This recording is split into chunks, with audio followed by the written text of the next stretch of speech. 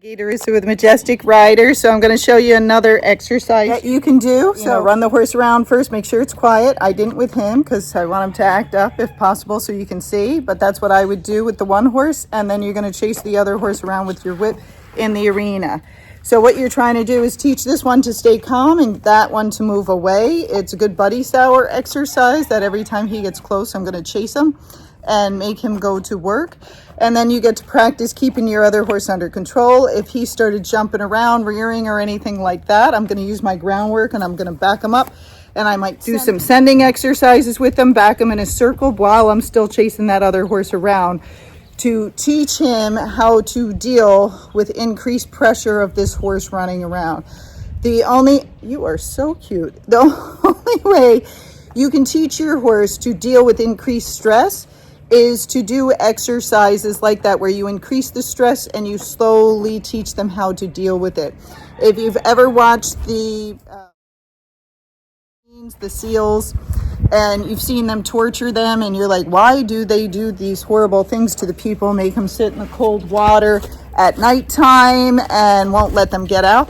It's so they can learn how to deal with stress, how to stay calm, not to lose it, stay under control. He's trying to come over and touch us. And that's what you're trying to do with your horse is that, some horses are just calm and don't care and other ones aren't, and they have to learn how to stay calm when the stress and pressure increases. You have to teach them how to deal with it, stay calm, and not to lose it, and that just happens over time. So we're going to try it with him. This is his first time doing it today, but yesterday he was in the video where I ran all the horses around with them. You're doing quite good. He's a good boy. All right, give me my glove.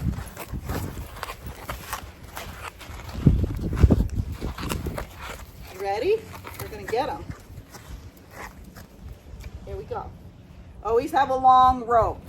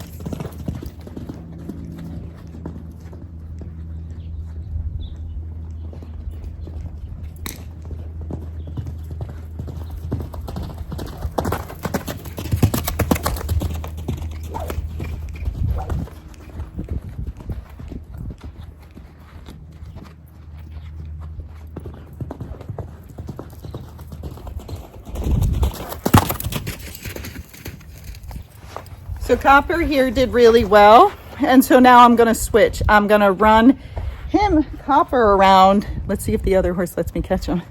But I'm going to run Copper around and hold the other horse. So I'm not going to let Copper loose first because then they both might run and just avoid me. You're trying to plan for success. So I'm just going to go up and try to catch him. But again, I was chasing him away, so he might think I need to get away from her. Let's tie you up. Now, this other horse, again, is a young horse. He hasn't done this before. Copper's now trying to talk to him.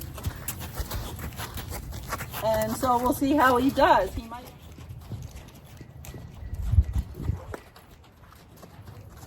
Come on.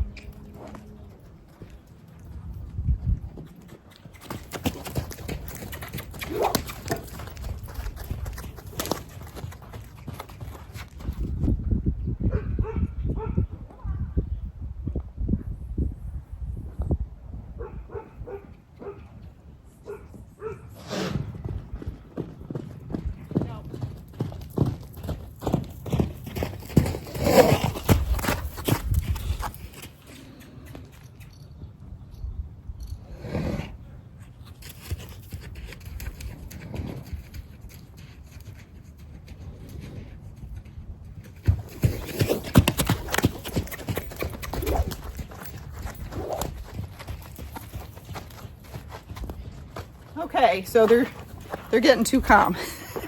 Not very exciting, right? He acted up a little bit. Some of the times I chased him or whipped the whip too much. He kind of was like gonna go run with him, and you saw me, I just stopped him, backed him up like, hey, you're with me, you're not with him, you're on the rope, so pay attention and calm yourself down.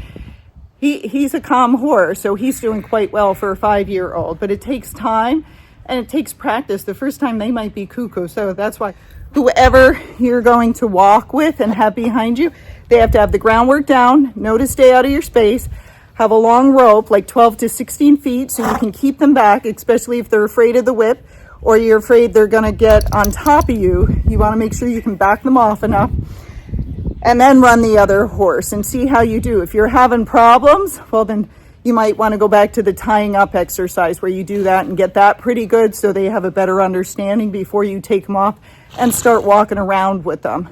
But this teaches a lot of things. 1, you don't want to be by your friend. 2, don't be afraid of the whip. Only when it's aimed at you should you move away from it. If it's aimed away from you, don't worry about the whip. 3, you're with me. So whatever I tell you to do, pay attention and stay with me with your mind. And 4, how to react to increasing pressure. Now, many people will think, well, why am I going to do that? Well, again, there's loose horses. People fall off. Horses take off.